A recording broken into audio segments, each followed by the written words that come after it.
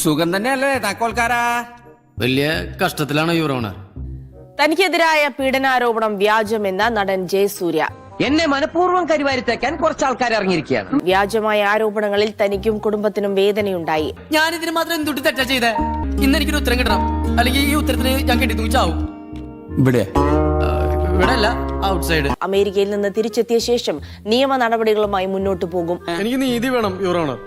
തരാം, നോക്കട്ടെ. നീതിന്യായ വ്യവസ്ഥയിൽ പൂർണ്ണമായി വിശ്വസിക്കുന്നുണ്ടെന്നും സത്യം വിജയിക്കുമെന്നും ജയസൂര്യ ഫേസ്ബുക്കിൽ കുറിച്ചു. ഇതുവരെ കിട്ടിയൊന്നും പോരായിരിക്കും. നടൻ ജയസൂര്യക്കെതിരെ 2 പീഡന ആരോപണങ്ങൾ ഉയർന്നു വരുന്നു.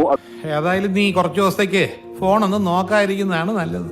ഒരു പരിചയമില്ലാത്ത ആൾക്കാരെ വിളിച്ച് തെറി വിളിക്കാൻ ആദ്യഘട്ടത്തിൽ ഒരു തരത്തിലും ഒരു പ്രതികരണം നടത്താതിരുന്ന ജയസൂര്യ തന്റെ ജന്മദിന ദിവസത്തിലാണ് സമൂഹ മാധ്യമത്തിലൂടെ ഒരു കുറിപ്പിൽ കൃത്യമായിട്ട് തന്റെ ഭാഗത്തു നിന്നുള്ള കാര്യങ്ങൾ വിശദീകരിക്കുന്നത്. എന്നാൽ ഇനി ഞാനൊരു സത്യം ഇക്കാര്യത്തിൽ തനിക്ക് നേരെ ഉയർന്നു വന്നിട്ടുള്ള പീഡന ആരോപണത്തിൽ താൻ പൂർണ്ണമായിട്ടും നിരപരാധിയാണ് എന്ന് പറഞ്ഞുകൊണ്ട് തന്നെയാണ് ജയസൂര്യ ഈ കുറിപ്പ് തുടങ്ങുന്നത്. പച്ചവെള്ളം ചവച്ചു കുടിക്കണ പഞ്ചപാവം. എന്റെയും എന്റെ കുടുംബാംഗങ്ങളെയും അത് വലിയ ദുഃഖത്തിലാഴ്ത്തിയെന്ന് ജയസൂര്യ പറയുന്നുണ്ട്. ഇവിടെ എന്നെ പോലെ ആത്മാർത്ഥതയുള്ള ഒരു കലാകാരന് മാനം മര്യാദയ്ക്ക് ജീവിക്കാൻ ഒക്കത്തില്ലെന്ന് ഇന്ന് എനിക്ക് മനസ്സിലായി. മാനം മര്യാദ കല ഇതൊക്കെ എനക്കെന്താണോ ബന്ധോ?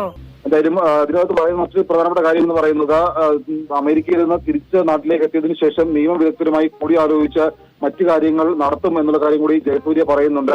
ബെസ്റ്റ് ജാതകം ആരുടെ? നിന്റെ കാലെടുത്ത് കുത്തി കിടപ്പാടം പോയിട്ട്. അത് എന്റെ ജാതകത്തിന്റെ കുഴപ്പമില്ല, അതിന്റെ കയ്യിലിരിപ്പിന്റെ കുഴപ്പ. കണ്ട പെണ്ണുങ്ങളെ കയറി പിടിക്കാൻ നിന്നോട് ആര് പറഞ്ഞു? തനിക്കെതിരെ ഇപ്പോൾ ഉയർന്നിട്ടുള്ള 2 പീഡന ആരോപണങ്ങളും വ്യാജമാണ്. ആളുകൾ എന്തൊക്കെ കഥയാണ് അടിച്ചിറക്കുന്നത്. പൂർണ്ണമായിട്ടും താൻ നിരപരാധിയാണ് എന്നാണ് ജയസൂര്യ ഈ കുറിപ്പിൽ പറയുന്നത്. നാട്ടിലേക്ക് തിരിച്ചു വന്നതിന് ശേഷം നിയമ നടപടികൾ തുടരുമെന്നും ജയസൂര്യ പറയുന്നുണ്ട്. അതൊക്കെ ഞാൻ വേറെ രീതിയിൽ പറഞ്ഞു കൊടുക്കും. ഇനി ഇപ്പൊ ഇത്തിരി നാറിയാലും അത് ഞാൻ അങ്ങനെ സഹിക്കും. ഇപ്പൊ ഉള്ളതിനേക്കാൾ കൂടുതൽ നാറരുതെന്ന് എനിക്ക് പ്രാർത്ഥനയുള്ളൂ. ഞാൻ പോകുന്നു.